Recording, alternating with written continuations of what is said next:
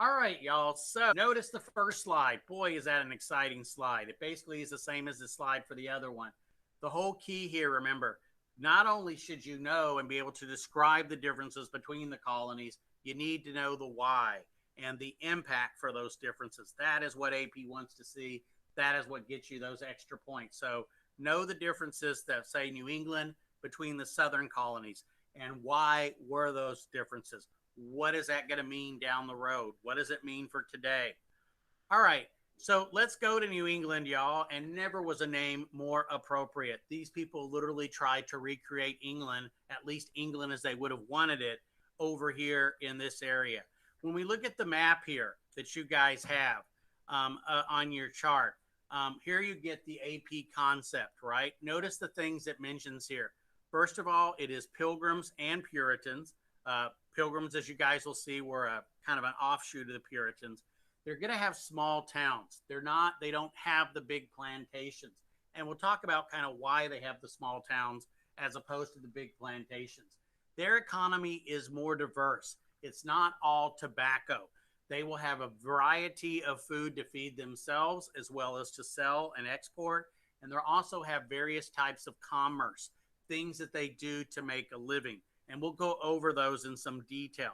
Now, what colonies are we talking about when we talk about New England? Well, the most important is going to be Massachusetts, right? Named after an Indian tribe. Here's Massachusetts. And notice, so is this. Massachusetts is also located way up here. Now, that is, of course, the state today of Maine.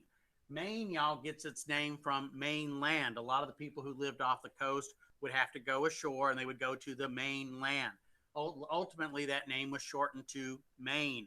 By the way, it is the only state with a name that is a single syllable. Ask your little brothers and sisters that, like, hey, what's the only state that has a single syllable? First, they'll say, what's the syllable? And you'll explain it, and then they'll like spend an hour, 2 hours trying to figure it out. Later, Maine will become its own state, but that is only in 1820 when we bring in a slave state called Missouri, and we need to balance it with a free state, no slavery, and that will mean we'll create Maine out of the two parts of Massachusetts. The other part is Connecticut. Connecticut has a special place in Mr. D's heart. That's where I met, or not where I met, but that's where my first wife came from, and also where my daughter lived until recently when she got married and moved to Michigan. Okay. And so I've been there lots and lots of times, and it's a beautiful, beautiful state. Rhode Island is not an island. Notice it is right here. It's wedged between Connecticut and Massachusetts. It was called Rhode Island because of sort of a mistake. Apparently, a guy showed up. He saw this large island off the coast, maybe Block Island, and he called it Rhode Island because it reminded him of Rhodes Island off the coast of Greece. And over time, that became the name for it. Although its official name is Rhode Island and Providence Plantation, most of us simply call it Rhode Island or RI because it is so small. How small is it, Mr. D? It's so small that we use abbreviations, and Mr. D had to use basically a pointer to point towards it because, yes, it is that small. Then we have New Hampshire. New Hampshire is showing up on the map up here, y'all. Kind of looks like a ham. Yeah, doesn't that look like a ham? There is no Vermont at this point. Vermont is claimed by New York. It's claimed by New Hampshire. But ultimately, we will create a separate state known for its green mountains. It's Vermont, hence the name. Okay. Baby, it's cold outside. Yeah. I've got to go away. Baby, it's cold outside.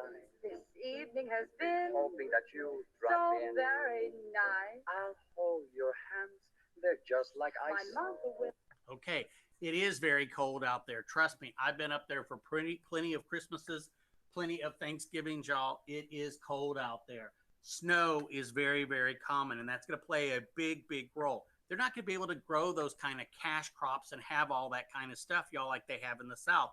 Why is it cold out there? Because of its latitude. And that is a mistake that the colonists kind of made, y'all.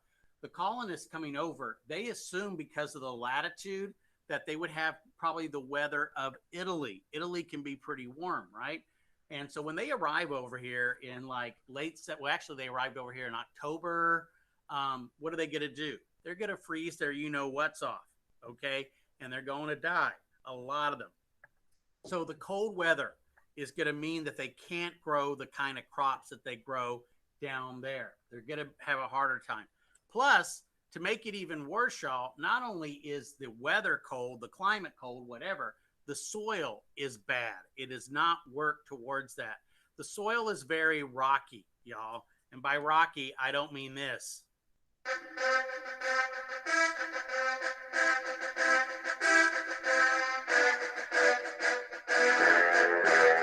That's right. What I mean is it has lots of rocks in it.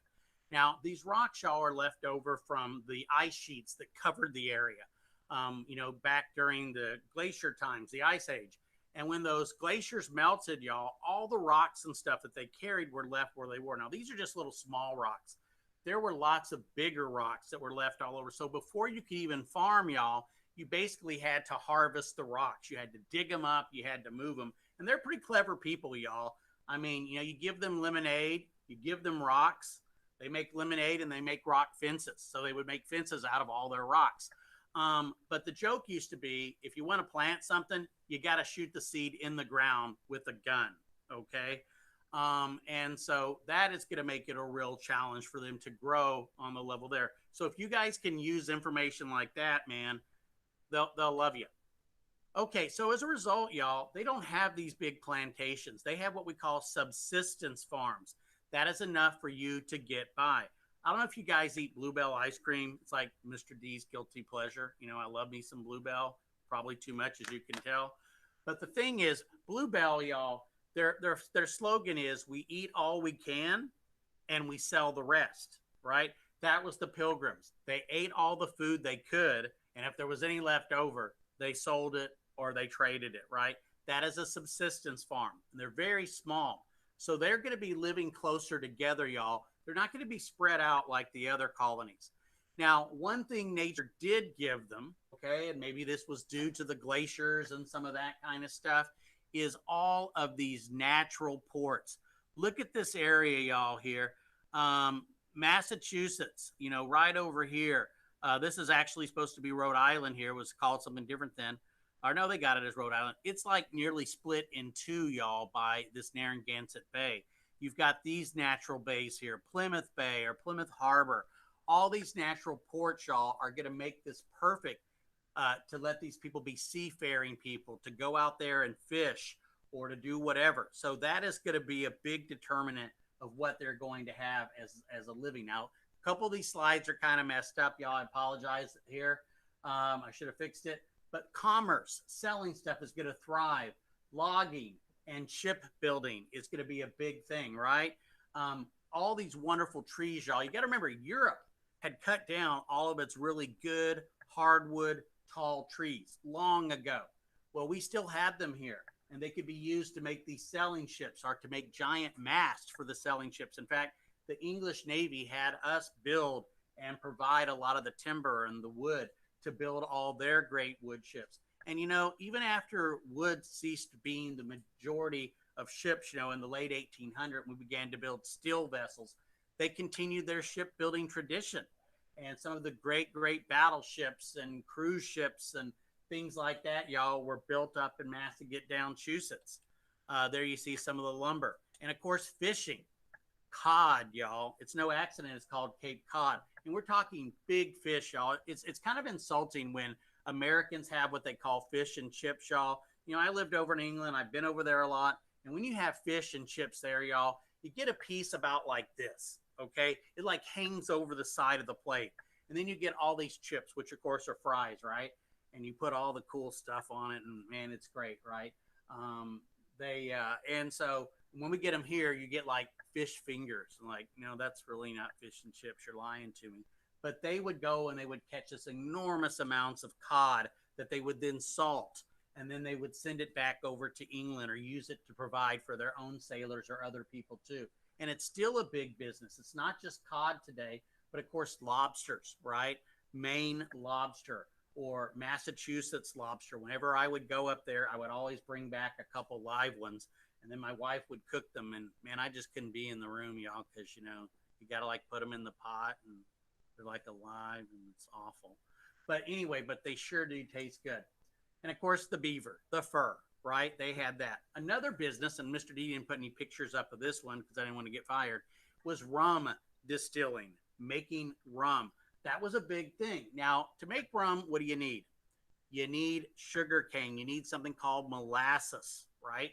Now, molasses is a type of sugar that's like been liquefied. It's so thick, y'all. It makes like maple syrup look thin. And so they would take this molasses that they got from the Caribbean that was brought in, and then there they would ferment it, distill it, and they would basically get rum, which they sold all around. So that was another big thing that they did.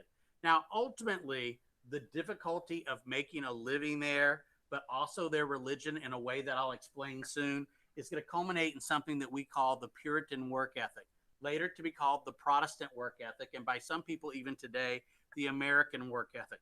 But it was tough to make a living up there, right? And they didn't have the benefit of indentured servants or slaves to help them do the work. They had to do it themselves. And these are a tough, hardy people, y'all. I tell you, when I would go up there and visit, they just looked different. They looked a little bit more rugged. They looked like they'd been through tougher times than a lot of us Southerners when I would go up and visit them. And that's 400 years after all this all happened. So in summation, y'all, the geographic, the environmental quality, situations that these people have is going to create a strong economy, but it's also going to be one that depends a lot on maritime. That is, depends on the sea, right? Mar meaning the sea. Please learn that word if you don't know it. So who are these first people to come over here? Well, we call them pilgrims, but they at their time, they called themselves they might have called themselves separatists, or they might have called themselves Brownists, or they even went further, y'all, and they called themselves saints. So what does that make the rest of us? I guess sinners, right? Now, the thing is, they were a very extreme branch of the Protestant faith, and they were an offshoot of the Puritan faith.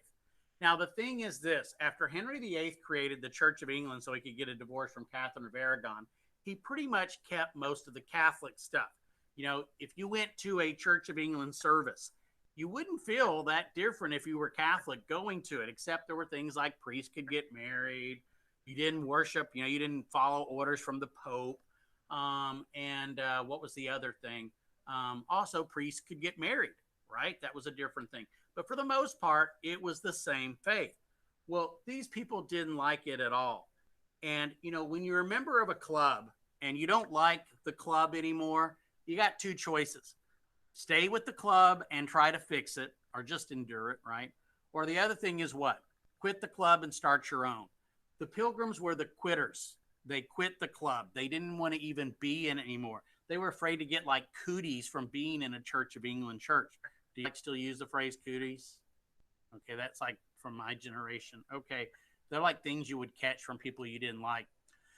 Now, in 1608, after being harassed for a long, long time, they decide to leave England and go somewhere where they can be tolerated. And the Dutch, y'all, the Dutch are famous for their toleration, for putting up with people that believe differently. Now, that sounds like a good deal, but that means there were a lot of people that the Pilgrims thought were kind of corrupting. Now, I use the term pilgrims because that is what we've come to call them. Pilgrim means a person on a religious voyage, somebody who goes on a trip. And these people indeed went on a religious voyage. Now, so what's the problem with the Dutch and the Pilgrims? Well, they really began to get nervous about their kids, y'all. Their kids began to hang out with non-pilgrims. They felt like their kids were getting kind of corrupted. And so they decided we're going to have to go somewhere where we can be isolated, where there won't be anybody around to corrupt our kids. And that is going to lead to this journey on the Mayflower. Now, I don't expect you to know names of lots of ships besides like Titanic and things like that, ultimately. But the Mayflower is one you need to know. It's just entered the American, lexicon, and you guys need to know it. The year 1620, that's also a pretty important year. Not as important as 1607. And speaking of which, it is interesting, y'all, because Mr. D, when I grew up taking some American history, I lived in Canada for a lot of the time. I took American history, which is kind of ironic, don't you think? Like rain on a wedding day. But anyway, so I missed some of that history. But the thing is, I was sort of taught, y'all, that America, quote, started with the Pilgrims coming over here on the Mayflower in 1620. They completely ignored the people in Jamestown. Now, the question is why? Why did they do that? Well, most of your early historians were from New England. After all, that's where the colleges were, Harvard, Yale, right? And so, did they want to give cred to the people down in the South? Heck no. And also, remember, Jamestown started to make money. That was the purpose of it. Pilgrims come over here for religious freedom, right? People in Jamestown had all the slaves. Pilgrims, not really so many. And so, whose story are you going to push as the American origin story? That's right, the Pilgrims and the Mayflower. But you guys, you know better now, right? So this is the boat, and this is a replica. This is the Mayflower 2. I've actually been out on this boat, and it is an interesting experience, y'all. For one thing, it's low, right? They were shorter people in those days, and there's no privacy. It's not like you have your own cabin that you and your family can stay on, like Carnival Cruise or something. This is like all open. And so if you wanted to be separated from the other family, you might put up a curtain or something like that just to separate yourself. And this was men and women. Unlike Jamestown, they're bringing over whole families. Okay, so about 100 of them come over. But as they get to England and they get to Plymouth, right? And they left there on what, mid-September or so. We had the 400th anniversary the other day. They leave, and some people kind of chicken out, y'all. They're like, I don't know about this. And so to make the trip work, to be able to pay for the voyage, they had to bring people that weren't pilgrims. Now, they called these people strangers. That's literally what they called them, strangers. I guess it's better than calling them sinners since they called themselves saints, right? Now, the thing is, they were supposed to land somewhere between New York and or what is today New York and Florida. So let me kind of show you that on a globe here, y'all. You basically got this as a target, right? You know, I'll show it to you here on a map, hopefully. Okay. This was their target, somewhere between here and here. Now, I don't know about y'all. Mr. D's not the best sailor or navigator, but you know, I think I could hit the eastern seaboard of the modern day United States. But guess what? This is where they landed, up here instead, at Cape Cod and later at Plymouth, Massachusetts. So the question is, why? Was this truly an accident? And that's the way it's often portrayed, that these people landed accidentally there. The story is that they got into a terrible storm. And indeed they did, y'all. Oh my gosh, the ship's side was about to burst. They had to go get some beams and put them there to protect the side of the ship, which was coming in. And it was a terrible, terrible voyage. I mean, it wasn't Christopher Columbus terrible, but it was awful. Along the way, one of the women on board who was pregnant actually had a baby on board. Now, can you imagine the agony it must have been for the mother on this rocking, sailing ship, you know, with no privacy to be able to have this baby? And they named the baby, y'all, Oceanus, since it was born. That's right, on the ocean. And that's kind of interesting because the Pilgrims, y'all, who really believed God favored them, there had been a kid, several kids who had been taunted by this one sailor. This sailor was a jerk. He would go around and pick on the little kids, and he'd say, you know what? You're going to die. You're going to get sick, and you're going to die. And you know what's going to happen then? I'm going to take your body, and I'm going to throw it overboard, and you're going to get eaten by the sharks. And, you know, and the little kid just like, you know, and he would do this all the time. Well, guess what happened? He got sick. He died, and they threw his body overboard for the sharks. And, of course, the Pilgrims, what was their conclusion? God works for us. God's on our side. Don't make fun of pilgrims. You know, that's kind of what they got out of it. But there is another explanation of why they landed somewhere else. An acquaintance of mine is a beer historian, okay? And I know that sounds like a tough job, but he literally researches the history of beer around the world, and he's even written books about beer here in America. And one of the things he told us about was that in the journals of the Pilgrims, there is a little passage that says, our provisions running short, especially our beer. We had to make a stop to basically get more ingredients. So they had to make kind of a, instead of landing down here somewhere, y'all, they landed here to get the ingredients to basically brew some beer. Now you might go, Mr. D, they're religious people. They're pilgrims, but they're doing beer. What's up with that? You got to remember, beer did not have the connotations that it does today. In fact, it was seen as a healthy beverage. You got to remember, people, when they drank water in those days from rivers, y'all, rivers were polluted. It was bad, okay? And people got sick. He drinks from river. He gets sick and die. He drink beer. He doesn't get sick. So why? The reason is you boil the water to make the beer. What did they not know that you and I know? It killed the microbes. It killed the things in it. And so they even gave beer, y'all, to babies, to little kids to help them sleep at night. You know, especially on a trip like this, they had a small little mug and they called it a toddler. And the kid was like, I don't like that. And I'm sure the mom like, hey, give me that, And so that was something that they needed. So they'd run short of that. That is like I said, my acquaintance, Greg, that is his theory. And there's something to it. Okay. Now, what you'll hear is that when they finally came ashore over here at Plymouth, y'all, they landed at Plymouth Rock. Okay. Now, and they even, there supposedly was a big rock there. And for years, y'all, people almost worshiped this rock. People made pilgrimages to see the rock. And people even took souvenirs off the rock. Pretty soon, the rock was getting smaller and smaller, and they tried to move it from the water, and they ended up splitting it in two. They carved 1620 on the rock and everything like that. Well, they probably didn't land at the rock because, after all, this is the rock. Do y'all get that? Like the rock? Okay, that's Plymouth Rock there. No, this is the real Plymouth Rock, a picture Mr. D took. It's not that big, and it has to be protected today. But nevertheless, you guys will hear all the time, when the Pilgrims landed here in 1620 at Plymouth Rock. So know that term. To many people, it marks the founding of America. But as you guys know, that happened in other places at other times. Now, so they probably didn't really land there, right? But that has become part of the American story.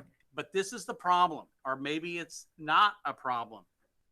They are squatters. They don't have official approval. They don't have the legal right to actually be on that land. And so as a result, y'all, they get to form their own government. And my political theory, American history professor in college, he really believes this was intentional. That was the goal. If we land where the Virginia Company wants us to do, we're going to be beholden to the Virginia Company. We're going to have to follow all their rules and do what they want. But if we miss, if we land somewhere else, we'll be on our own and we can do our own thing.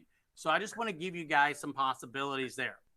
Okay, so no person is more important to Pilgrims, y'all, than this guy, William Bradford. A lot of respect for this guy, y'all. He didn't get to go to the fancy colleges like John Winthrop. This was a self-taught scholar. He got the books, he read the books, he studied the books, and became an amazing scholar of biblical and church and religious history. He was so impressive. How impressive was he? That he was chosen governor of Plymouth Colony 30 times in almost 30 years. Okay? Now, but he does have a problem that other Puritans, and you remember, Pilgrims are kind of an offshoot of the Puritans, has. Remember how they've been worried about the Dutch corrupting their kids? Well, when they come over here and they start their own colony and they all kind of worship and think the same, well, inevitably you start getting some people nearby or even within your colony that start challenge those ideas, right? People that dress differently, people that think differently. Now, they had no patience for those people. And basically they're like, look, we're happy for you. Get the out of our colony. Go start your own colony. And they were very, very intolerant of any others. When we talk about the Puritans, specifically, I'll give you reasons for that, so maybe you can understand it. Now, that was the sound of his wife. Now, he wrote an amazing book, y'all, called Of Plymouth Plantation, which we used to actually have you kids read some of that. And I guess we don't anymore in English classes, but it's an amazing book. And he tells everything, even embarrassing stuff, y'all, that you and I would probably not share in a book, TMI kind of stuff. But one story he doesn't tell us is what happened to his wife. She's there, and then she's not. Well, we know that when the Mayflower landed and he was ashore, she disappeared off the boat. The only conclusion was, since they never found a body, was that she had jumped off of the boat. Now, why? Well, and if she did, why didn't he reveal it? I mean, if it had been an accident, hey man, really bummer here, but my wife fell off the ship, and drowned. He doesn't say anything about it. And that makes people make one conclusion. His wife committed suicide, which in those days, sadly, was seen as an embarrassment for a family and for a man to have his wife do it. And so historians have speculated. And there was even a novel and a movie, y'all, that speculated his wife had an affair with the captain, good old Captain Jones. And it was just so disturbing to her that she's like, I can't live like this, and took the dive. Okay. But it is an interesting thing, and it just makes his life a little bit more interesting. Okay. So that first year, y'all, as I told you, they get here and it is winter time, or it is pretty close to winter. It's fall. I don't know if you guys know what fall is. It's this thing that happens up north where temperatures drop. We don't really have that season here. Remember, we have summer and not summer. But they arrived here in time for it to get really cold, and they weren't expecting it to be this cold. It's supposed to be like Italy, man. Italy's nice and warm, right? So that winter of 2021, a lot of them died. Only 44 of the original 102 survived. Now, they're going to get their act together, and it's not going to be like Jamestown, where that was basically every year, okay? But that first year was tough. In fact, this was probably the most common sound going around. Bring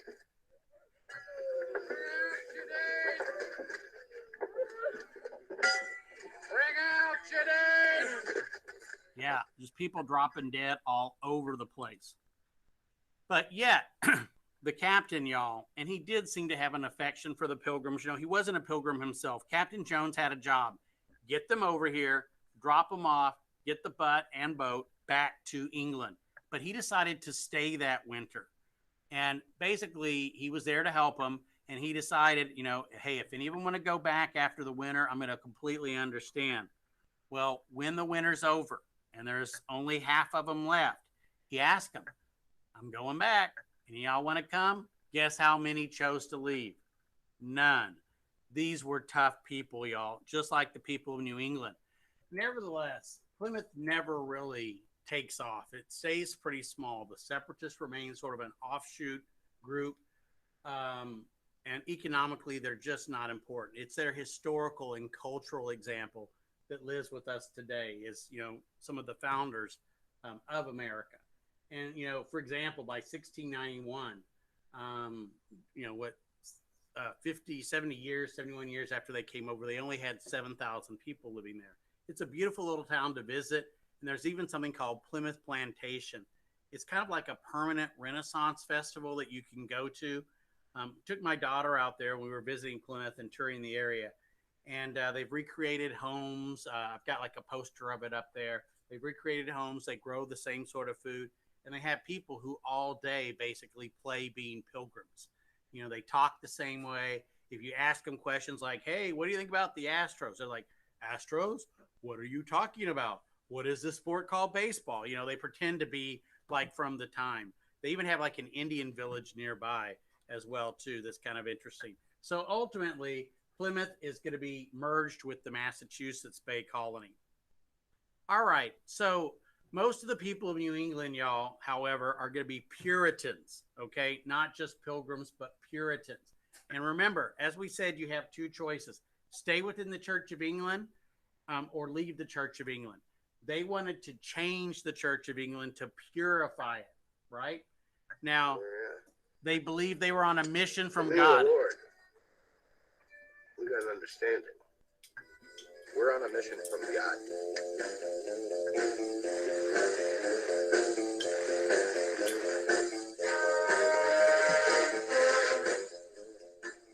We're on a mission from God.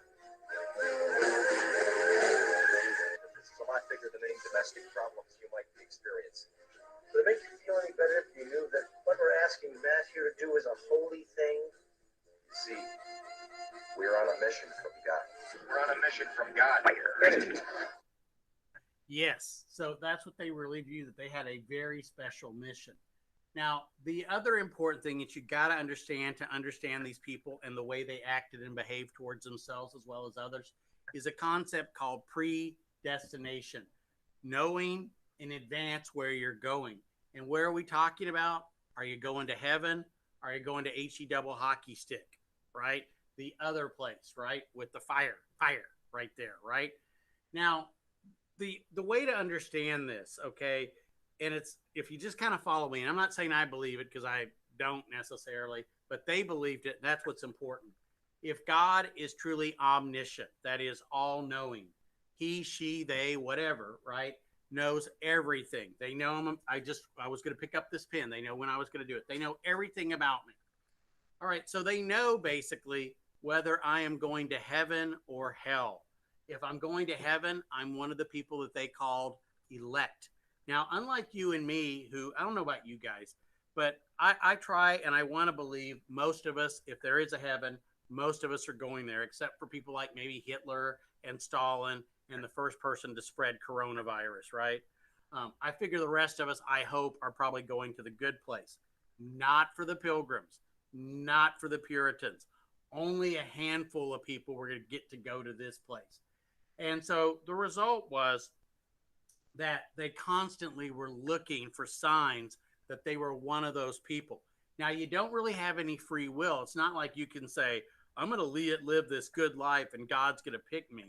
No, God's already decided. He's already decided what you're going to do, and you can't fake out God. He already knows what you're going to do.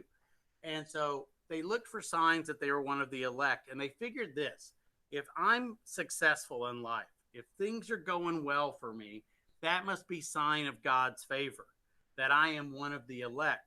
And this is going to lead to these people working super hard, y'all, trying to be successful. Because if you were successful in this life, you would hopefully be one of those people going to heaven. This is going to contribute to that idea of a Puritan work ethic and ultimately Protestant or American work ethic. Now, this bugged a lot of the people, y'all. They constantly were looking for signs to tell themselves, I'm going to heaven or I'm going to hell. That really bothered them, so much so that I'll just share this one story with you. There was this young woman. She'd had a baby. And one day she took the baby and she threw it into a water well where the baby, of course, drowned. And when they caught her and they brought her before the court, they're like, what the, why? Why did you kill your baby, lady? And she's like, because I needed to know, am I going to heaven or am I going to hell? Now I know I'm going to hell. That's how much it bugged these people, y'all. Now, they have very little religious toleration for others because, once again, they're on this mission from God and they have this idea of a covenant with God. If they do right by God, if they set up this good community and live in a good way, God is going to favor them. But if anybody screws up, even like that girl next door or that boy down the street, if they mess it up, God isn't just going to target them. God is going to bring down their wrath on everybody. And so it's sort of like when they saw somebody acting up, somebody deviating from the norm, the Puritan norm, y'all, was like, get out of here. We don't want you getting God ticked off at us. So they have very little toleration. Now, one thing that they're going to also offer, and this is a big contribution to American history, is what's called the town hall meeting. Under politics, you might want to put this because the town hall meeting is specifically mentioned in your AP curriculum. Basically, it is all of the citizens coming together to vote on things. Instead of you and me electing congressmen to represent us in Washington, D.C. or in Austin, these people represented themselves because, once again, geography made that possible. It wasn't like the House of Burgesses where people were all spread out. These people were close enough together that they could have a meeting at night and everybody could go to the meeting and you could decide, yes, let's build that bridge. Yes, let's kick that person out of town or whatever. They could do that. Also, they had kind of a mini democracy within their church, y'all, because the way it would work in the church was you didn't have a pope or bishops or cardinals making decisions. The people in the church made the decision. Are we going to hire this minister? Are we going to fire this minister? Are we going to build a new church? What are we going to do? You'll hear more about this in the lecture, y'all. The covenant of grace versus the social covenant. Covenant of grace comes from God. It's an agreement between the Puritans and God. And by the way, y'all, I know I'm talking a lot about religion. This is not my faith. This was their faith. And we wouldn't talk about it if it wasn't essential to understanding who these people were, why they came here, what they did. or why they did what they did. So you first of all, this covenant of grace is an agreement between you and God, or your community and God. And you'll hear that echoed in the city upon a hill thing that I'm going to talk about. If they did right by God, God would do right by them. But on the other hand, if they goof up, they don't do what they're supposed to, God will withdraw that support and they will fail. And as he says, they'll become a story or a joke. They also, of course, then had to make an agreement with each other. That agreement with each other, y'all, was, hey, if you're going to live here, you're going to follow our rules. You don't like the rules, you want to start your own faith, get the heck out. And they would banish you to somewhere else, as they would with some others. And so it was very much kind of a 1984-esque kind of society for these folks. As a result, don't expect to see toleration. But maybe you understand now why. Wasn't there just like mean and crude? You know, the word Puritan has come to have a meaning of just like, oh, you're Puritan. Oh, you have all these tough rules and things like that. And you don't want to tolerate any dissent, you know? And well, yeah, that's kind of how they felt, but maybe you understand better why they did it. People today that might be called puritanical might have it for other reasons. Okay. And as a result, as we said yesterday, no privacy. That's right. Or privacy, as we say in America. Okay, so let's go to this guy. All right. I know you guys didn't get to Winthrop yesterday. This guy is an amazing historical figure. First of all, he's well off. Now, in a lot of people's minds, y'all, when you talk about migration, most people think people come to America for one of a couple reasons. One, they're pushed out by war, right? Or people hassling them. And there is a certain amount of that of Puritans. Or they come here for financial gain, right? Well, Winthrop, y'all, he did not come for financial gain. This guy was rich. I mean, he was Rick James rich, okay? Meaning he had lots of money, if you don't know who Rick James is. He owned a lot of land. He was like a professor of Christian scholarship at Cambridge. This guy has everything to lose, but he's going to put it all, y'all, and he's going to roll the die, although he wouldn't have gambled like that, to come to America. Ultimately, it's, I think, going to cost him his own wife and everything. He becomes the governor of what we call Massachusetts Bay Colony, and pretty much he's going to stay it, except for like 1 year for some reason. Now, remember, just like the Pilgrims, this guy is on a mission from God, okay? He has a real calling to lead people here. And this is the phrase that Mr. D expects you to know. Definitely write it down under religion. This guy believed that they, meaning we, the Puritans, should be as a city upon a hill. This is so important to the American psyche and who Americans are, and often who we think we are today. We're going to talk about that in just a sec. Now, here's a little video I want you guys. Consider that we shall be as a city upon a hill. It's going to take a little bit of time. The eyes of all people are upon us. But it's going to do a good job explaining the Puritan mindset.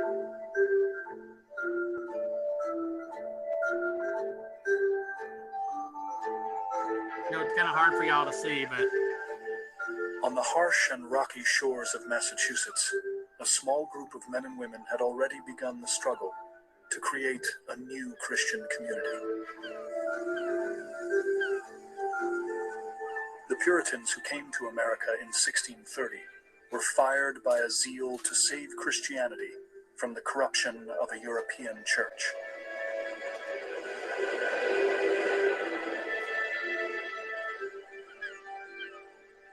They're carrying with them this story. We're leaving because we're going to remake Christianity. We're leaving because we're going to remake the world. And so it gives them a sense of specialness.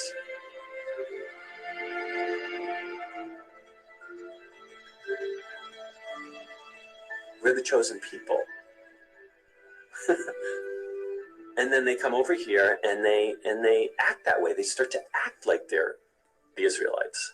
You know, they've gone across the ocean. You know, they've escaped the Pharaoh. They had been persecuted for accusing their king of failing to cleanse the Church of England of Catholic rituals. They had been hounded as radicals for their fervor for the Protestant Reformation.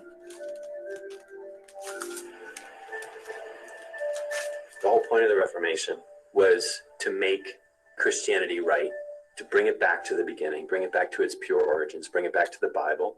And the Church of England wasn't doing enough of that. And so that's where they got their name from, the Puritans. They were going to purify the church. The burden of creating this godly enterprise fell on the shoulders of John Winthrop, a provincial lawyer in England, but now governor of the new colony. The Lord will be our God, and delight to dwell among us. He's writing his model of Christian The Lord charity, as will it be was our called. God, and delight to dwell among us as his one people. When he committed himself to the colony in 1629, I mean, he committed himself all the way.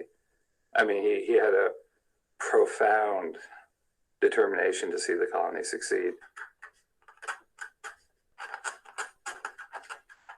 The New Englanders were aware that there had been other efforts, like at Jamestown, that was just a miserable failure.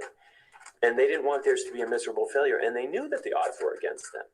You know, they knew that the climate was difficult. They knew it was going to be hard to get agriculture going. And Winthrop, he's the father to all these people in some very important way. And he's in charge of them. And if things screw up, it's sort of on his shoulders. My bad, As y'all. My governor, bad. Winthrop was careful to record the events of his Bible Commonwealth. His journals, he hoped, would be testament to the mission's success. The colony would shine like a beacon back to the old world, That's a word you a hear a lesson lot, a beacon. in how Christianity should work. Yep. It's a lot of pressure on you, right? For we must consider that we shall be as a city upon a hill. The eyes of all people are upon us. So that if we deal falsely with our God in this work we have undertaken, and so cause him to withdraw his present help from us, we shall be made a story A joke, in other words. and a byword through the world. During the colony's first year, 200 Puritans died One of fifth disease, of them, y'all. malnutrition, and exposure to the bitter winter. Many feared it was a sign they had not been pious enough, Yep. had not prayed hard enough, that their God was testing them. The fate of the society hung on the religiosity of the society. You know, and if they turned away from God, God would turn away from them. If then, you know, if we are good, then God will bless us and we will prosper. And if we don't, if we screw up, if we start to fight with one another, if we start to seek our own ends, God will turn on us and this will be a total miserable failure. If even one offended There God, you go. If the even whole one. colony could perish. Yep. Laws governing behavior were strictly enforced. Those who questioned the religious laws of the colony risked banishment into a hostile wilderness. As you'll see with Roger Williams and Ann Hutchinson. The ideal was conformity. The ideal was to have a single, pure, orthodox community in which everybody conformed to the true religion. But Governor Winthrop faced an impossible dilemma. His colony depended on absolute conformity for its survival. But this contradicted what lay at the heart of Puritan religion. This is an interesting concept, y'all, once again. The Puritan experiment of saying we're going to go do something totally new starts out with this impulse of giving authority back to the individual, right? The Catholics are saying, okay, the Pope will tell you how to read the Bible. The Pope will tell you how to be a Christian. And Protestants say, no, the Pope, that's not the Pope's job. We can read the Bible for ourselves. We will see how God tells us how to be. That's the Protestant imagination that's inside these Puritans who are coming over. It's a rebellious notion. But it's also a dangerous notion. I mean, how are you going to set up a society where everybody is reading the key document?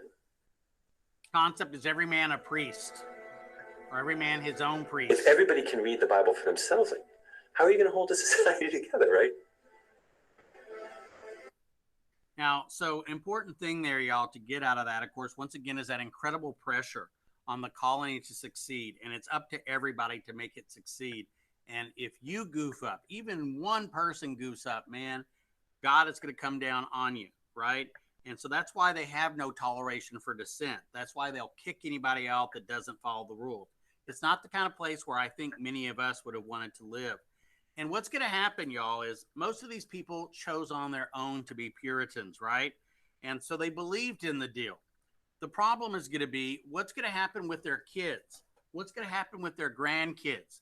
You know, I don't know, once again, what faith you guys are. Some of you maybe have made a choice yourself what your faith is going to be. But oftentimes that faith, that decision came from your parents, your grandparents, or whatever. And I've seen plenty of kids, y'all, whose maybe dad is a priest or, you know, their mom is a minister or something like that. And a lot of those kids, some of whom were friends, weren't exactly the most religious. They kind of rebelled against their parents' beliefs. And so what you're going to see happen in the second and third and fourth generations of these New Englanders is they're going to be like, you know, I wasn't asked about this. I wasn't asked to live here in this kind of system. And so you're going to see some of them not going to church. You're going to see some real problems. And this is going to set up something that I hope you guys kind of read a little bit about, the Great Awakening, when you did the Khan Academy assignment. So this guy is going to be basically like William Bradford. He is going to control the colony for pretty much 20 years. Okay, so please remember that phrase, we shall be as a city upon a hill. Now, the city upon a hill, y'all, is the basis for what today is called American exceptionalism. This is something mentioned in your AP curriculum, but it's a much bigger deal in your in the Texas TEKS, right, for your STAR test.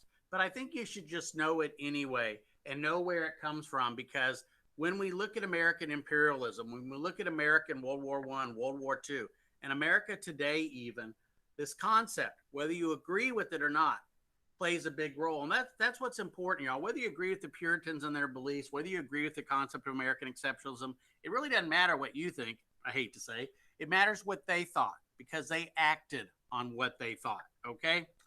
So when we look at this, y'all, and I apologize for so much being in that one little thing, but I kind of ran out of room. City upon a hill, y'all, is this idea, of course, and it's eventually going to be expanded, not just to a city, right, that's up there for us all to see, a city that the rest of us have to look up to. It means that they have to be a model for the world to follow, right? As you heard him say, look, if we do this, we're going to be a model for everybody. In fact, his sermon was called A Model of Christian Charity. And it's a beautiful thing if you read the whole thing. This idea of American exceptionalism is controversial. Generally speaking, y'all, conservative types, Republican types tend to believe this more than liberal or Democratic types. But enough people have believed it in American history that you should be aware of it. Lincoln believed it. When Lincoln did what he had to do, y'all, and Lincoln, I'll tell y'all, is like my favorite president. When Lincoln did what he had to do to unite this country, keep it together, he did it, he said, because America was the last best hope for mankind, that he was saving something, not just for America, but for the whole world. Thomas Paine, you know, the guy who writes the essay Common Sense that really convinces Americans to separate from Great Britain, he calls America a refuge or an asylum for mankind. He says, freedom hath been hunted around the globe. You know, the last place where you can find it, in his view at the time, was in America. And this has caused America to assume a role that other countries just don't. America intervenes a lot in other countries' affairs, sometimes good, sometimes bad, right? Whether it's financial interference, whether it is military, actually physically invading that, politically, you know, working there to change them. America really believes that our system is something that needs to be kind of exported. When Woodrow Wilson takes us into World War I, y'all, he says that the world must be made safe for democracy. And what kind of democracy does he imagine? What America has. That, you know, and we really kind of, and when we went into Iraq, y'all, when we've been in Afghanistan, many Americans hoped that they would adopt a system like ours. Well, hasn't exactly gone really well, but yet Americans continue to do it. And a lot of the world seems to have accepted this role, right? Whether we like it or not, or they like it or not. But let's say you've got some terrible genocide or something happening in Africa or happening somewhere in Asia. You don't hear people of that country saying, Canada, what are you going to do? Costa Rica, come help us out. No, what is it? America, are you going to let this happen? Are you going to stand by? We've kind of become the world's policeman in a lot of ways. And that's a big burden. And it's been expensive in what we call blood and treasure for Americans. Now, I'm going to let you see a little video here. It's just a couple minutes long from a documentary called A City Upon a Hill, or A City on a Hill, about American exceptionalism. And this is a group of historians saying what they think American exceptionalism is, okay?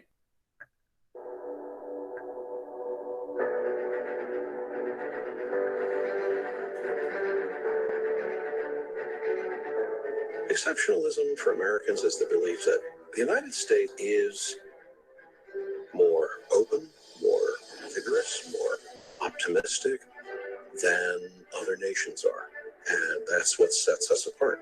It does not mean that we are better or exceptional in the sense of being better than people from other countries or societies. It means that we have come upon a form of government in our society that allows individuals to manifest their talents. And to do this over, at this point, a couple of centuries, you are going to have a successful, prosperous, and powerful society. For the average American exceptionalism is the idea that they can get there on their own. The idea that they can make it, and that the government isn't going to get in their way.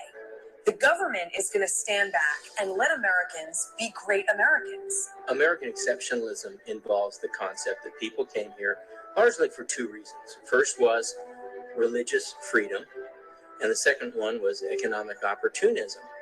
But there was a third component of that, which was providence, that the people who came here thought that they were in some way being guided or directed by God.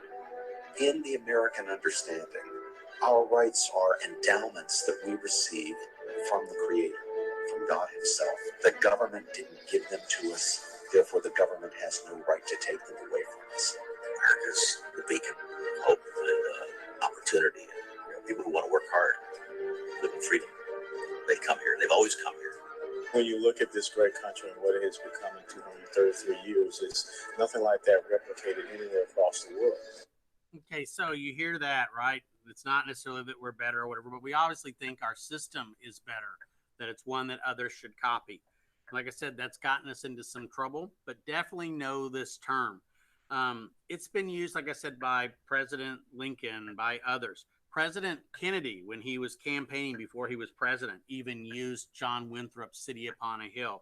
But perhaps the most famous example, one that I can remember seeing when I was just a little bit older than y'all, I finished college and Ronald Reagan was finishing his presidency. Now, Ronald Reagan was a conservative Republican president. I didn't always agree with him, but he was a great communicator. He'd been an actor before. And so when this guy gave his speeches, y'all, he gave speeches and you were just riveted. So this is in 1989. He has finished his presidency, or he's about to finish his presidency. George Bush the first will be taking over for him shortly. So this is his farewell message to everybody. And he's going to explain what he means by a city upon a hill, except he adds the adjective shining. And a lot of people to this day, they think Winthrop said shining city upon a hill. He didn't, but if that helps you remember it better, go for it, okay? And that's about all I have to say tonight, except for one thing. The past few days, when I've been at that window upstairs, I've thought a bit of the shining city upon a hill. The phrase comes from John Winthrop, who wrote it to describe the America he imagined. What he imagined was important because he was an early pilgrim, an early freedom man. He journeyed here on what today we call a little wooden boat. And like the other pilgrims, he was looking for a home that would be free. I've spoken of the shining city all my political life, but I don't know if I ever quite communicated what I saw when I said it. But in my mind, it was a tall, proud city built on rocks stronger than oceans, windswept, God-blessed, and teeming with people of all kinds living in harmony and peace. A city with free ports that hummed with commerce and creativity. And if there had to be city walls, the walls had doors, and the doors were open to anyone with the will and the heart to get here. That's how I saw it and see it still. Okay, so, I mean, that's a beautiful image of America, right? You know, being this beacon to people. And, you know, you got to say, America, even with the problems that we have today, you still see people doing whatever it takes, taking incredible chances. Some of the stories, y'all, I hear from some of my students and have heard over the years, coming here from Southeast Asia, coming here from the Middle East, what they've had to endure to come here to get a better life, to have the freedoms and things that they don't. America still does that. It still is a beacon to a lot of people. And so always keep that in mind as you evaluate our country. To what extent are we still a city upon a hill? What can you do to make America be that city upon a hill that make people want to come here and make people here feel that they are truly an example for the world to follow? Now, these Puritans that came over, unlike what President Reagan said there, y'all, they didn't simply just come over here in small wooden boats. These people came in style. After all, remember, Winthrop is rich, right? Rick James Rich, remember? And so remember, Puritans, we've said this time and time again, they aren't separatists like the Pilgrims. They want to stay within the church. But they still had been hounded. They still had been given grief by especially Bishop Laud, I think it was, in England, who had hounded them out of there. So they come over to Massachusetts and they get a royal charter from the king. The king agrees, all right, you don't want to stay here? We don't want you here. Leave. Okay, make like a tree and leave, right? And so anyway, when they come, though, they're clever. They bring their charter with them. And supposedly this meant that the king could not change the rules unless he came over here or somebody came over here specifically.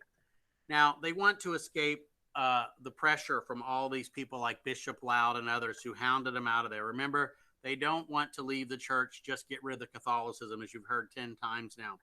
So when they come over, y'all, it's not like one little rickety boat like the Mayflower, right? They come over in 11 ships, and they got everything they need. But once again, I don't know why, they decide, let's arrive like before winter time, you know? So they had to endure a terrible, terrible winter, and a lot of them ended up dying. And as you guys saw, and one thing I really like about that video I showed y'all, I don't know about you guys, but I got cold just watching that. You know, it's dark. It's, it's snow everywhere. You can just see it being kind of cold. And that's what it was like. You need to imagine that for at least half of the year. Boston would be the hub. And Boston, y'all, came to see itself as, quote, the hub of the universe. And, I probably said it wrong. It's actually Boston, right? You got to say Boston. That's where you park your car when you go to Harvard, right? That's how they talk up there.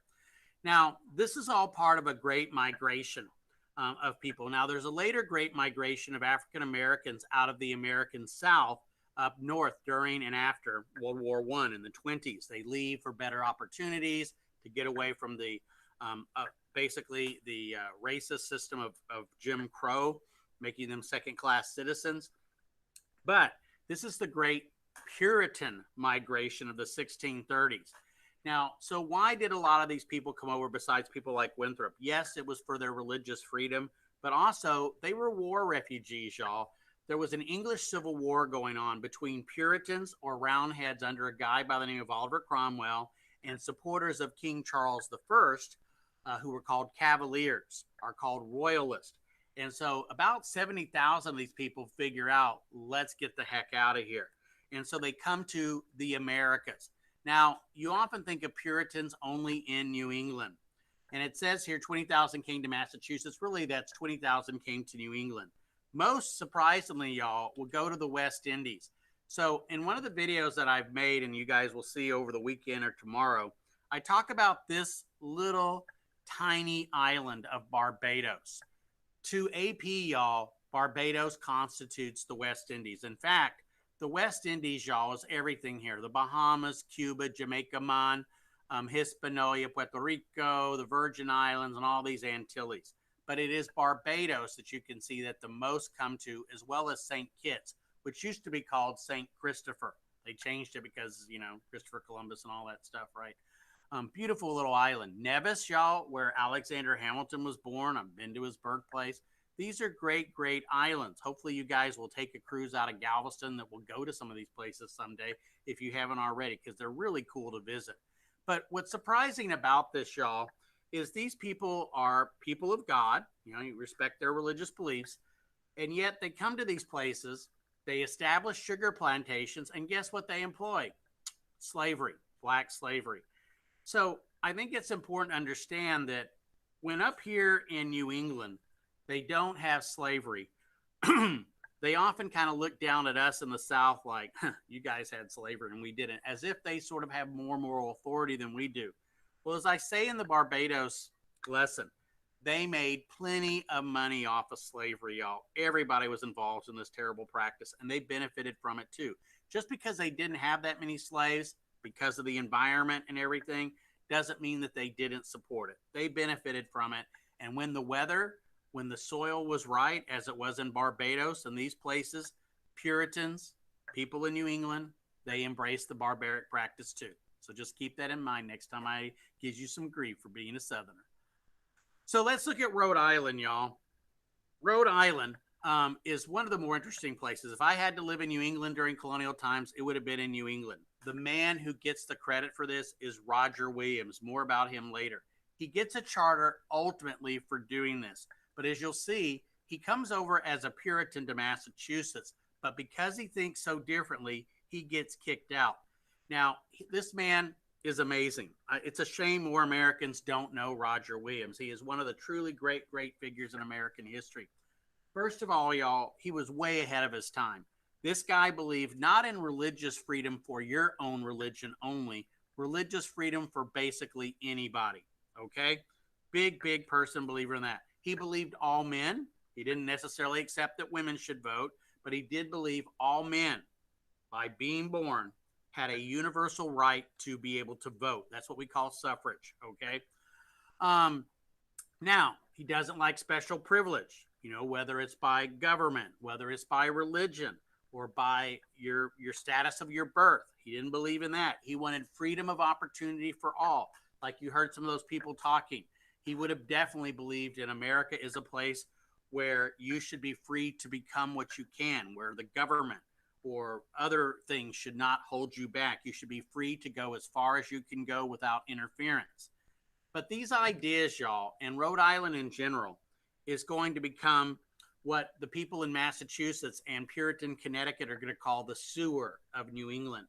Because just like when you and I flush what we put into the toilet, it goes into the sewer. In their mind, that crap was like people like Roger Williams and Ann Hutchinson. It would go to the sewer. So if you didn't like things, you didn't want somebody, you sent them from Connecticut or you sent them from Massachusetts down to Rhode Island, which some people called Rogues Island. Now, it's interesting, y'all. Rhode Island is going to become this really strong dumping ground for unbelievers and dissenters. And that even goes on later on. And I thought about this during third period, and I hadn't thought about this, y'all, in 30-something years of teaching.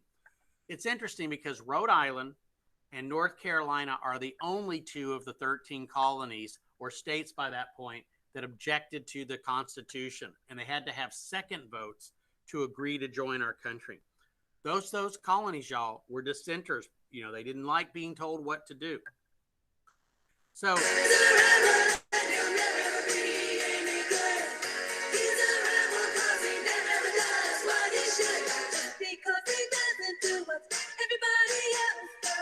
that's right, Roger Williams, true rebel. He doesn't do what everybody else does, but instead, he actually turned out to be pretty good. Now, as we've heard again and again, these people did not like dissent.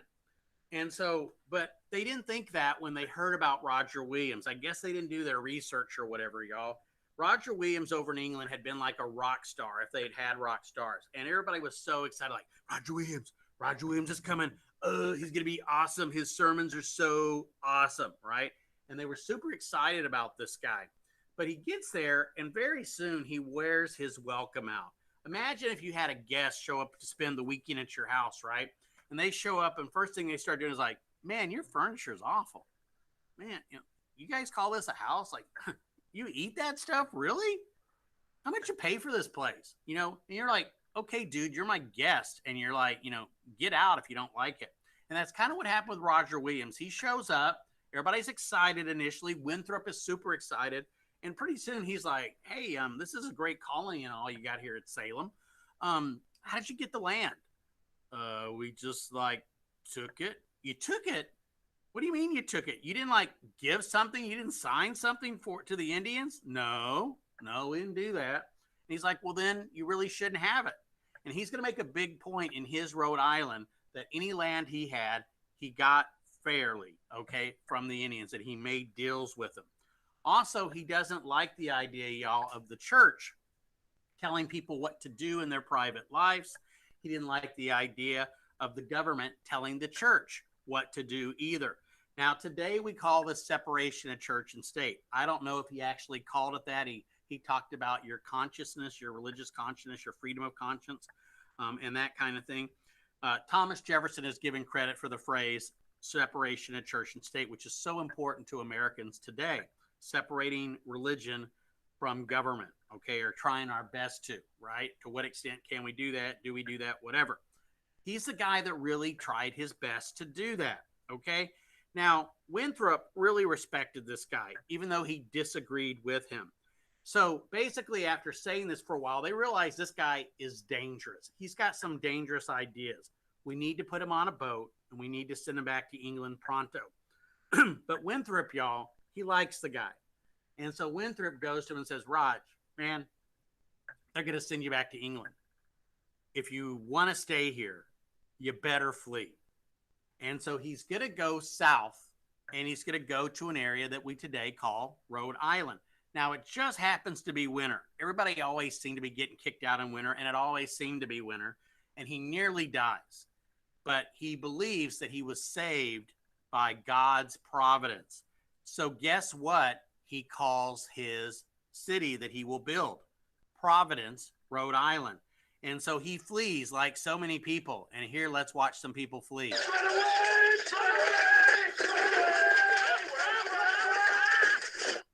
That's from Monty Python's Holy Grail. They're fleeing the terrible attacking rabbit from Monty Python on the Holy Grail. If you haven't seen Monty Python on the Holy Grail, you need to add it to your increasingly long list of movies that Mr. D recommends. So he flees there and he founds Providence. Like I said, name because Providence had done that for him, had saved him.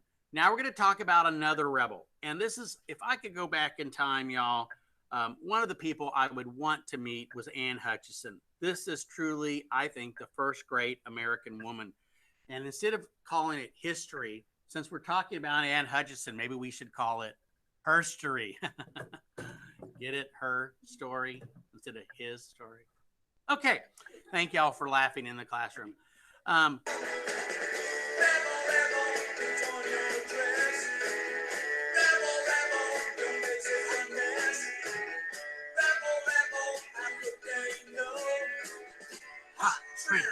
love you so. That's the late, great David Bowie. Once again, I try to recommend the good music for y'all like I do the good movies. Bowie was awesome, y'all. If you get a chance, listen to some David Bowie. Some amazing music. That was Rebel Rebel. Anyway, she also was a rebel. Intelligent woman. Knowledgeable woman. Now, of course, so many things were denied her. She couldn't go to college. She couldn't be a priest. She couldn't do all this stuff. Did it stop her? No. Now, this woman, y'all, was basically pregnant for all of her adopted life. I used to kind of joke that how many children did she have? And the answer was 6.02 times 10 to the 23rd power. And not only was she pregnant all the time, bless her heart, y'all, she was a, what do you call it? Like a lady that would help other women deliver their babies. And when they went after her, y'all, because Winthrop did not respect her like he expected Roger Williams, and they were dirty, y'all. They actually, when they had her trial, they went and they dug up a couple of her babies that had died early on, right? That had been miscarriages. And I kid you not, they actually claimed you can see scales on the babies, maybe even the beginning of horns or a little tail. because obviously she must be Satan, right? And so they really went after her. And even though, yes, she was pregnant during her trial, they made her stand for multiple days. They treated this woman like awful, y'all. But she stood in there. She was tough. Now, she really threatened men. She really, really did threaten this patriarchal system where the man ran the house, the men ran the church, because she was so knowledgeable. How knowledgeable was she? That, I mean, she could quote the Bible. She could do all that kind of stuff that any of the ministers could as well, y'all. And so what she would do that so ticked off Winthrop is, you know, you'd go to church on Sunday, and church lasted for hours. And believe it or not, y'all, people took notes, right? She would invite them to her house, and then she would discuss it. And worst thing of all, she would say, let's look at some errors that he made. Let's look at some mistakes, things that she disagreed with that he had said in his sermons. One of the most controversial beliefs she had, y'all, was this idea of antinomianism. You know, you maybe don't need to know that. It used to be a thing in the AP curriculum, but maybe not so much now. But it's a dangerous concept, because if you truly believe you are saved, that God has elected you to be one of those few people going to heaven, you don't really have to follow man's law, because you know God's law. I tried that once with a cop, y'all. I got pulled over, and you know, for speeding. I'm like, I don't have to follow your stinking, you know, human laws. I'm following God's law, and I know what's right. Didn't really work too well. They believe the holy life was not a sign for salvation. Just because you think you're saved, or just because you're successful, doesn't mean you've been saved. And so here you see the other part. The truly saved didn't need to obey the law of man. So this woman, y'all, represents a lot of threats. You can't have people deciding they'll just do their own thing. They won't follow the law. You can't have her and her followers threatening men's control of everything. And she gets ultimately exiled to Rhode Island. Now, in Rhode Island, she got to stay there for a while. But even Roger Williams, y'all, who was pretty doggone tolerant, eventually Roger Williams and she go head to head, and she has to leave. So she makes her way to Long Island. And in Long Island, y'all, with her very, very large family, bless her heart, Indians attacked one day. And they wiped out the entire family except for one of her children. And so students used to say, Mr. D, why didn't they kill them all? Was he like not there or something? And I'm like, no, the Indians ran out of arrows. There just were so many Ann Hutchinson children. And so to think what this lady was able to accomplish, raising all these children, caring for other people's kids, and being this biblical scholar, this was a truly amazing woman, y'all. Okay. Now let's look at Connecticut here. Okay. Connecticut, y'all, was founded by Reverend Thomas Hooker. I don't know if you could hear Beavis laughing there, but kind of interesting to be a reverend and named Hooker. But anyway, so what was he? Well, this guy, y'all, kind of thought Puritans were kind of not tough enough. And so he takes these unhappy Puritans, and they go down from Massachusetts, right? And they make their way along to the Connecticut River Valley. And there they established the town of Hartford, okay, the center of Trinity University in Hartford today. And eventually New Haven, where Yale is going to be, and they form a colony known as Connecticut. Now, why is that important? It's important, y'all, because they will write one of the first true constitutions that's with us today, and I'll include that in another thing.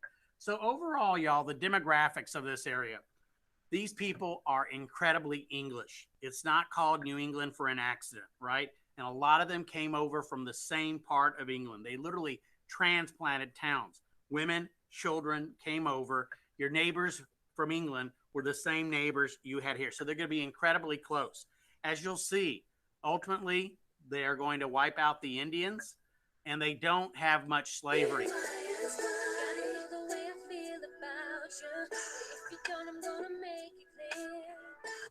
So why, as she was asking, the deal is here, y'all, why did they not have so much slavery or have very little slavery? They didn't need it. They didn't have the soil to have those plantations. They didn't have the climate that would let them grow all those cash crops of the southern colonies and the Chesapeake colonies, right? It wasn't probably moral problems with it, although I do hope some of them had the decency to know that that was probably not a good thing to do. it was because the climate just did not make that possible. So some other characteristic, okay, entire communities transplanted from England, but even with the bad weather and everything, y'all, these people lived a long time. Maybe it's because they led a pretty good life in a lot of ways, a healthy life. Their life expectancy was actually 10 years longer than people in England and 20 years longer than people in the Chesapeake area. The quote we used to use was they invented grandparents.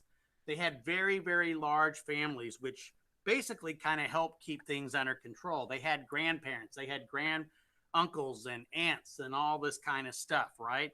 Very, very extended families. And maybe Anne Hutchinson skewed the number a little bit, but they averaged 6 children per family. Now, sadly, a lot of women died in childbirth.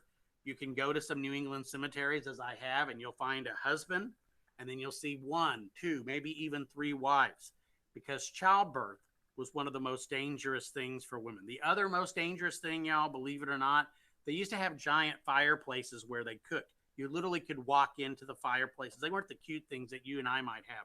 You could walk in it. Women's clothes caught on fire. The average age at marriage, women were 22, men 27. And that's kind of interesting, y'all. Why do men, why do men die before their wives? Because they want to. So basically what this says at the top, it's partially obscured, but population of the New England colonies. Now this graph here, y'all, is very interesting because it shows you the growth of that very white population of New England. Notice the number of blacks or Africans, right, who come over. The number is very small for reasons we've discussed, right? They didn't have the climate. They didn't have the soil to require that. Population of Native Americans actually starts out when the Pilgrims come over in 1620 to be quite a bit higher. But war, disease, ultimately is going to lead it to almost vanish by the time of the French Indian War, okay? Now, the word that you guys will need to know is patriarchy. You throw that in an essay talking about the Puritans and the Pilgrims, man, the readers are going to love it. Patriarchy means basically male control. And family life was very controlled by the men. Publicly, women were not supposed to speak against the men or really in public without the man's permission. Now, what happened in the house? You ladies have charms and things that can make us men do what you need us to do. And I'm sure it might have been very differently at home, but in public, very, very different. The ministers themselves were also very patriarchal. As you guys saw with what happened with Anne Hutchinson, only men could be ministers, only men could be magistrates, and they pretty much ran those church congregations. Now, one thing that's different too is in New England, women did not have property rights as compared to, say, in the Chesapeake area of Virginia. Now, why is that? Well, the thing is, in New England, men tend to live a long time and they didn't die as much. So the idea wasn't that, well, what's going to happen if the guy dies? What's the woman going to do? But down in the Chesapeake area where men were dropping like, people in Jamestown or something, they had to come up with some way for the women because the men were so frequently dying for them to inherit the land and be able to do it. And some women, what we call like a widowarchy in New England or in the Chesapeake area, actually became quite prosperous. Now, divorces are very, very rare. What you see here is a picture from the movie The Scarlet Letter. The Scarlet Letter is by Nathaniel Hawthorne, and you guys actually used to read some of that, not so much anymore, apparently, since there's no literature in American literature, live with Grady, English anymore. But what happened is this was based on a true story where a woman had an affair, right? She got pregnant, and she was not, and her husband was away. And so as a result, people figured out, oh my gosh, she must have had sex outside of marriage or had committed adultery. And so she was required to wear an A, basically as a sign of punishment, to warn everybody about what she had done. And especially since she would not reveal who the father was. I won't tell you. I don't want to spoil it. I don't do that. But it's an interesting story. And like I said, it was based on a story, a true story from the time. They didn't only just make people with who committed adultery do this, y'all. If people were poor and depended on the government or depended on the local town to take care of them, they might make them wear a P for poor, right? to let everybody know, look, this person's poor. We're having to take care of them. It was all about shaming people and getting people to do what the government or the church wanted them to do by punishing them in a such a public way. Now, education. New England is going to lead the way for the country. Remember, they're going to require everybody or expect everybody to be able to read the Bible, right? Education is encouraged for all and provided for. Just 25 years, y'all, after the Mayflower, they passed a law in Massachusetts that required all villages, right, that had 50 families to pay for a schoolmaster. That poor guy, poor gal, had to teach all the classes. And it went through elementary, okay? It went through elementary school, like our equivalent of maybe 5th grade. So you could get that kind of an education. And that was for boys and girls, right? Because they believed that was important that they all, men and women, be able to read the Bible. If you had 100 or more families living there, you went to what was called Latin schools. And this might be more for the males, right? This is the equivalent today of 6th, 7th, and 8th grade. And then after that, if you were going to be a minister, you would go on to college. And so when you guys read about like at 14, 15, he went and attended college. It's not because they were like, super children or something like that. It's because, they didn't really have the high school that you and I enjoy, right? Because you're enjoying it today. Now, the first university in America is created in 1636, just 16 years after the Pilgrims, just 6 years after the Puritans, y'all, and it's created outside of Boston, in Cambridge, Massachusetts, and it's still there today, called Harvard College, or now Harvard University. Here is their logo, which says Veritas, meaning truth, right, in Latin. And their job was to educate ministers, not to create lawyers, not to create business people, but to create ministers, because ministers, y'all, that was the highest and best profession that anybody could have. Yale University will come later, and there's Harvard today. By the way, Mr. D applied to Harvard, or I tried to. In those days, we didn't have the internet, of course. And so I wrote letters to Harvard and Princeton and Yale and Stanford, and I asked them to send me an application. Because my counselor, y'all, she was useless. She was like 100 years old, and she would like go to sleep when we'd go visit her. But anyway, I wrote them and I said, can you guys send me an application? They didn't even bother sending Mr. D an application. So Mr. D, where did he go to school? I went to Harvard, all right. Harvard on the Bayou, University of Houston. Now, I went through the Honors College, and I got a fantastic education there, y'all. I would not trade it for anything. Great, great opportunity. But, still kind of embarrassing that Harvard, Yale, Princeton, Stanford, Sanjak never even wrote me back, okay? Yale does not happen until 1701. In the meantime, the South creates the university, or the College of William and Mary, but that's like the last college we have forever, y'all, because once again, education was valued a lot more in the North. Now, one of the events of the Great Awakening is going to be the creation of all these colleges. What for?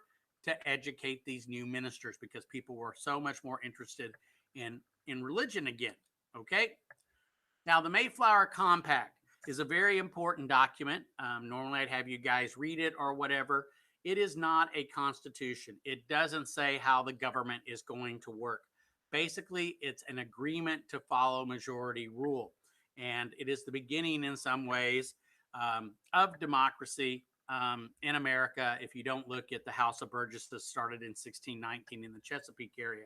But it's the idea that everybody, at least every white male, will get a say in the government, which, of course, you didn't necessarily have in the Chesapeake area. It was written, and you had to sign it before you left the ship to go into what is Plymouth, right? There you see it. They mention in the name of God. They invoke God. They talk about why they created the colony, undertaken for the glory of God and the advancement of Christian faith, and honor our king. So they bring up the king and all that. They covenant to combine ourselves together into a civil body politic for our better ordering, right? So they're going to do it for that. They will have equal laws, ordinances, acts, and they agree that everybody will follow it if the majority decides to do so. If you're in the minority in this case, Too bad, right? And everybody signed it. And what they really were worried, y'all, was these strangers. You know, they were outside of their jurisdiction. What would these strangers do? Now, this may surprise you, but Mr. D just so happens to have rare historical footage of the actual signing. Yeah, early GoPro, baby. Watch. We'll divide the food and the gunfire. Aye, we'll take our chances on that. We starved and froze for weeks on end. We're free now. I'll trust my own strong back to get me my share of living. Kirby's man is Hopkins, Billington, I beg of you, hear me. This will not do. Some form of government is needed here. What sort of government? And into whose pocket? Wait, Billington. What is the deadliest danger we now face? Hunger? Wild beasts? Savages? No. The deadliest danger we face is that we may disagree. That we may each go grubbing in the wilderness for himself alone, and so face quick destruction. Gentlemen, this is a new world. It is possible here to revise old institutions and to start a new system of a perfection and excellence hitherto unknown to fit our infant society. But until such government can be devised, we must agree to stand together. Let us therefore sign this Mayflower Compact, by which we all agree, irrespective of religion or former condition, to unite in one body politic and to obey all laws which will be necessary for all of us to make. What say you?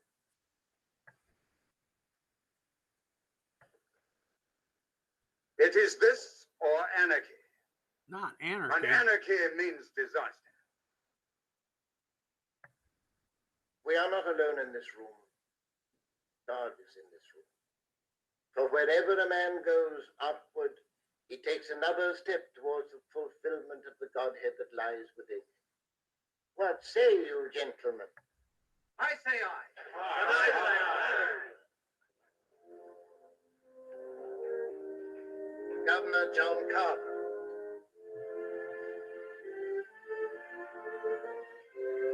William Bradford. Whether they know it or not, they have laid hold of great principles hitherto unrevealed to the nations of the earth. They are about to establish just and equal laws, adopted and administered by the people. A government based upon the will of the governed. It's Captain Joan John Alden, a hired man grateful for the privilege of signing. Isaac Allerton, William Brewster, Miles Standish, Samuel Fuller, Richard Warren, Stephen Hopkins. Okay, so they go on and they name like all of them, you know, it gets kind of dull. Notice it's signed by 41 adult males and only males, as you can see. The lady, no political rights in those days, standing by to watch. But at least all men were able to sign this thing, as pretty much almost all of them could. Alrighty, now the fundamental orders, here you see one of the oldest constitutions. In fact, it is the oldest written constitution in the world that is still being used today. It is in Connecticut's capital, in Hartford, and it is one of the reasons why Connecticut is considered the Constitution state. Not only does Connecticut come up with the compromise that results in the Constitution being ratified, or not ratified, but approved by the Constitutional Convention, they write the first Constitution, and these were called the Fundamental Orders. And basically, this is still the foundation for the Constitution of Connecticut. So if you ever see a Connecticut license plate, it will often say the Constitution state, and now you know why. And so you can say that this is the first written Constitution in